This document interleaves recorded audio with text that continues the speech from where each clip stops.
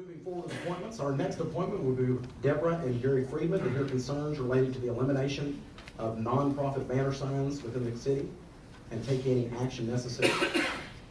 And here come the Friedmans. Yes, sir. And I let the other two off the hook a minute ago. I'm going to ask you to give me your name and address on the record if you don't mind. I'm more than happy. Thank you. Gary Friedman, my wife Deborah. We live at 1404 Willow Lane right here in Rockwall. I'm not a person that thinks negative, so my opportunity tonight, I want to talk about an opportunity we have instead of a problem, and that's taking some kind of actions that to react or repeal the banning of the banners. Just taking a pencil to it, I figure it would probably cost this city, in lack of charitable donations, several $100,000. The other thing is the lack of support for organizations and entities that put up those banners. But my recommendation is, and by the way, putting it up on a timely basis, a week or 10 days out, and putting it down within 24 to 48 hours. I happen to notice the city had banners that had expired a week ago. So that's in violation. I mean, that to me, you know, and that's fine, but let's make a banner that doesn't fall down. One of the city banners has a good T-bar in the middle, so it's going to stay up, it's going to stay good and clean. I know that I was told that a couple hundred people complained. There are certain people that will gripe about everything. There's probably 25,000 that didn't complain, that love the fact that this city is very proactive, and we support the charities, and we support the nonprofit organizations. I probably participated in every nonprofit organization in this community, and I'm proud of it. But you have to know what's going on. And so I would hope that the city council, which I have great confidence in, would do something to either change that to where they require banners being put up no more than a week early and being taken down within 48 hours, and putting up banners that will maintain their purity and look good and look clean and not be trashy. One other thing I'd like to mention, I think that I hope I was given wrong information. Code enforcement may have given me some wrong information by saying you can't even have a banner on private property. I hope that's wrong, because boy, that's something serious. So I will turn it over now. I have confidence that the city council will do a good job. I turn it over to my wife, Deborah. You think he's passionate. Let me say a few things. Gary covered the charities. I'd also like to bring up sporting events that are impacted and community events. I mean, most people, I've heard that the alternative to the banners had to be a website. I gotta tell you, I do not spend that much time in front of the computer to look at websites, visit people with children, do not. People are reminded, and I cannot tell you how many times I've heard, oh, we saw the banner on the corner of I-30 coming on Ridge Road. It is a trigger. And I think it also says something about the community. It also talks about an active community. If we want to get more building and more people to move into Rockwall, to up our tax base, I think this is a real opportunity to show that we're putting our best foot forward, that we care about the youth, we care about charities, and we care about our community. Also, it dawned on me, if there's complaints, and I'm not sure that everyone's aware of them, the best way to document a complaint is through a survey. There's a number of survey applications, inexpensive, the city could get involved with, where somebody sends out a complaint, it's immediately documented, stored in the database, and you can actually slice and dice the data and have it analyzed and actually pull together what is the complaint really about. So I just would like to just make the council aware of that. So thank you very much for your time. Any questions? I don't see any questions at this time. Thank you so much. Thank you very much.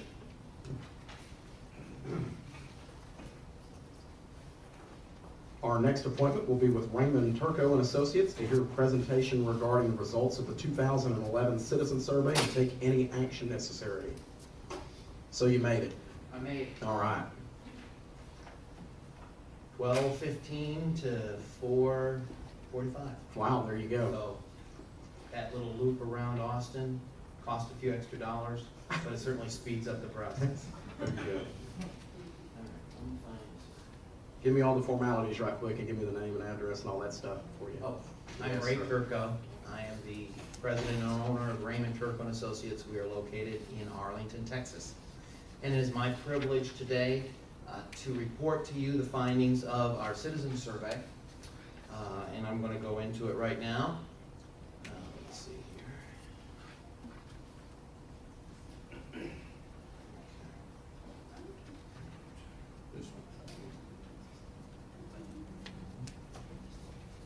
Okay, let's talk about the methodology of the survey.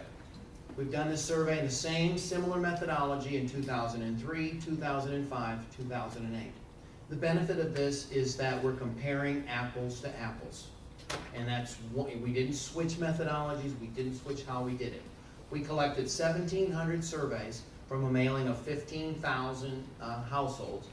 Everybody in the city had an opportunity to receive a survey.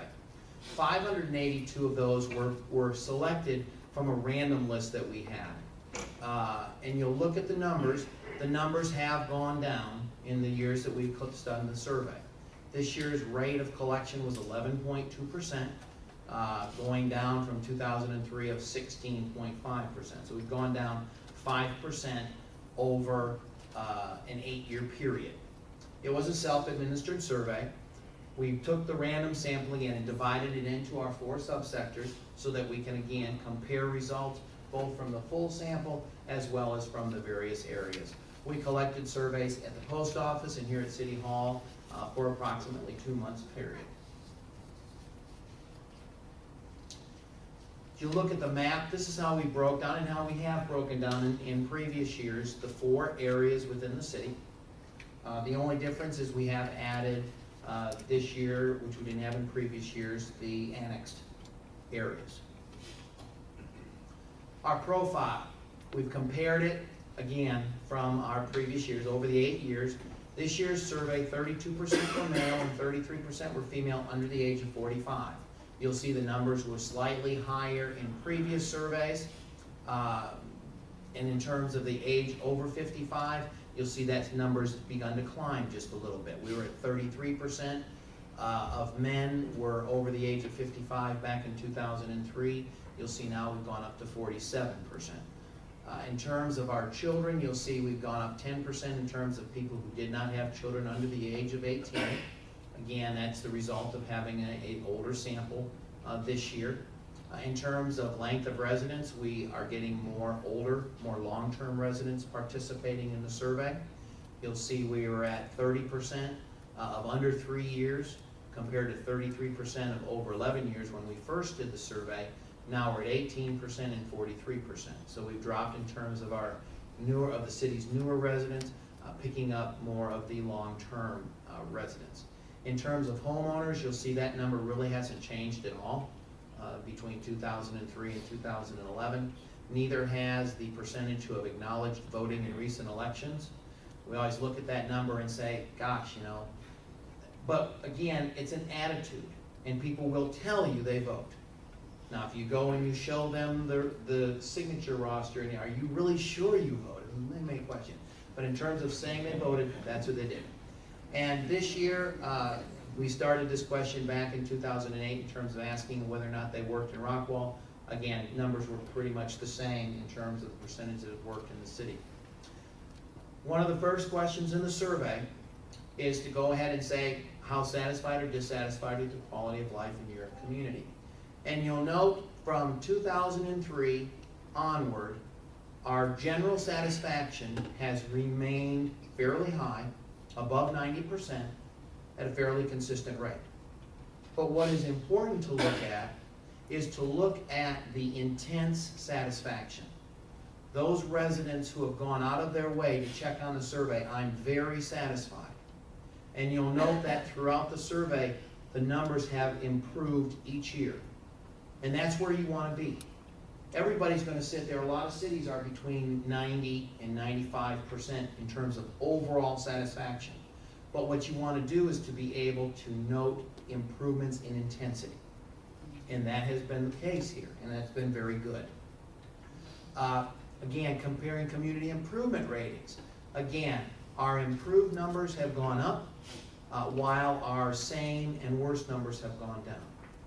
So over the past 8 years, from 2003 to 2011, with all the actions that have happened in the city, from a national standpoint, from a statewide standpoint, from a city standpoint, positive ratings have still stayed high and in fact improved. I think the city should be applauded for that. Here we've gone ahead and compared quality of life ratings in other cities in which we've done surveys. Some of these have been telephone surveys, some of these have been mail surveys. Our high right now, last year we did a survey for the city of Keller. They were at 98% with a 61% intensity rating. Rockwall compares favorably in terms of overall satisfaction, slightly lower in terms of intensity. But the intensity has improved in each year that we've done the surveys. Satisfaction with roadway improvements made by the city. This was a new question.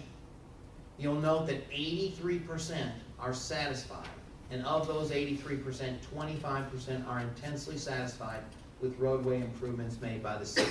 That's a satisfaction ratio of nearly 5 to 1. What that means is I've taken the positive comments and divided it into the negative comments. So if we were to go out in the street and ask this question, we would hit 5 people who would give us a positive comment before we hit 1 that would give us a negative comment.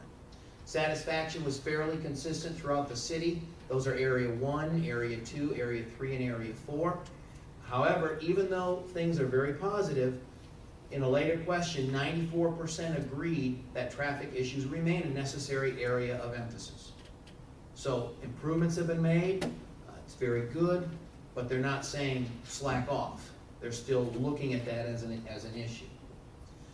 We said, how satisfied are you in terms of assessing services provided versus the fees that they were paid? 16% were very satisfied, 67% were satisfied. You'll notice slight improvement. Satisfaction ratio was 4.9, so 5 to 1.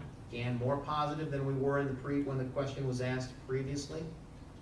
Items which make Rockwall a unique place to live. This was an open-ended question. So we took the 1,600 comments and categorized them. Our top issues were the lake, the beauty, the views, small country atmosphere, sense of community, family-oriented. We've stayed fairly consistent here. Safe, good planning, quality of life, harbor, downtown square, proximity being separate from Dallas. Then what we did is we said, what's the most critical issue facing Rockwall? Growth and managing growth. You'll see that where it was a significant issue back in 2003, it is still an issue, but it is significantly less likely to be mentioned. Transportation in 2003 was at 27%, jumped up to 52% in 2005, and has begun to decline to where we are about where we were in 2003. You note in terms of being overcrowded, that issue from 2003 to 2011 has increased. Taxes, spending revenue has stayed about the same, and road, street construction and repair pretty much the same. Then what we did is we asked them to rate city services. These were the top 6 services when we looked at the ratio, which compared the positive to the negative comments. General community safety, 96%. Fire services, 95%. Now, if you recall on the survey, what we did is we asked people, did you use that service? So we could compare to see how non-users graded the various services compared to people who used it. And you know, fire services was graded at 20 to 1 nearly. Non-users had a very good feeling, a very good reputation about the fire service. They were at 19 to 1. Those people who did use the services were less pleased. However, 8 to 1 is still a very high rate. But in several of the services, people who didn't use it had a much higher opinion of it. Ambulance services, 19-1. You look at 8.1 for users, 15.7 to 1 for non-users. Police services, 94%. Whether or not you used the services, you still felt similarly about them. Animal services, 92%, 8.1 versus 13.3. So again, users were very positive, because 8 to 1 is a very high number. But those who didn't use it, who didn't come into contact with it, felt slightly more positive about it. And then opportunities to serve as a volunteer, 10 to 1 in terms of satisfaction. Then what we did is we took the bottom 6. And some of the bottom 6 ones did not have a used versus not used. Cable television services, 59% were positive, 40% were negative for a 1.5. So we compare the 1.5 versus the 19 in terms of satisfaction ratios. Maintenance of neighborhood streets, 68%, that was a 2.2. Efforts to improve traffic movement, 2.2. You'll note that every single item on our bottom 5 is rated positively by a majority of residents. So there wasn't a service that was negatively viewed, okay, by more people. Major roadways, 72% rated positive. Code enforcement, 78% rated it positive. There's the only service that was a user versus non-user, and again, the same thing. A 1.6 for people who use it, so it was a lower rated item compared to people who did not use it. And then communication efforts. When we look at and we compare our ratios, 3 services have shown gradual improvement since 2003. Every year the ratio has improved. Fire services, drainage services, and citizen communication efforts. Those were services that have been asked in every single survey. 3 surveys, 3 questions, or 3 services have been tested since 2005 and have noted improvement. Those being building inspection, development standards, and emergency preparedness. Now, if we go ahead and we compare some of the services by our have-been-used sample, okay, comparing those years. Look at code enforcement. We've gone from 47% satisfaction up to 61% satisfaction between 2005 and 2011. Fire services, our have-been-used sample has not changed. Police, very little change. Ambulance service, very little change. Animal control has improved. Water and wastewater is the only one that was more positive back in 2003. Not a significant drop, 5%, which from a survey standpoint is no change. Then we